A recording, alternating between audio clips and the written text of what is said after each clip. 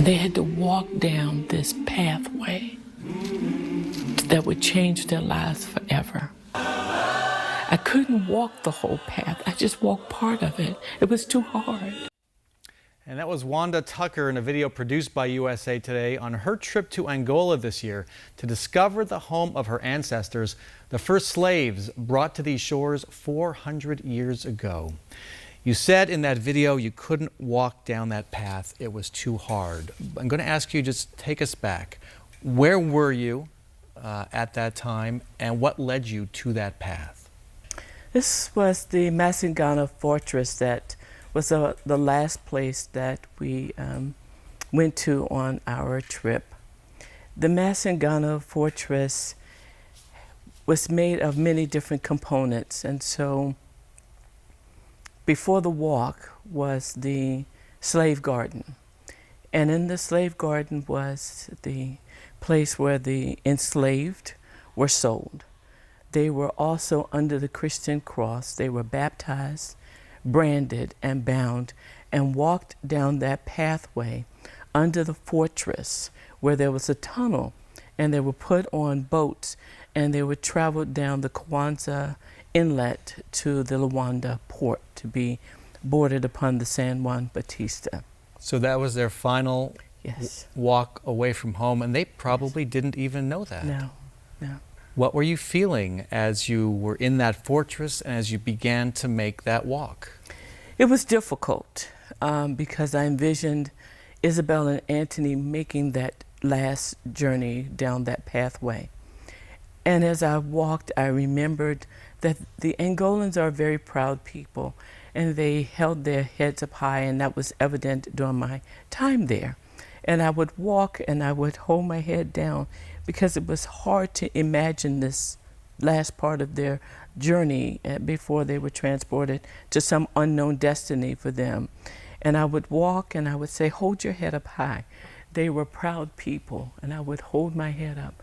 And I would walk a little further and realize my head was hung low again. And I did that several times through the tears and the anguish of just imagining their pathway. And finally I stopped and said, I can't go any further. Did you feel their ghosts with you? Did you feel their presence? I envisioned that being with them and during that time, or they were with me during that walk. Were you at all prepared for this? Did you know about the fortress and what went on there? Yes, yes, I had prepared a little bit about it, but it's different being there and looking at the fort and the pathways, because before they arrived at the slave garden, there was another building among the ruins where court was held.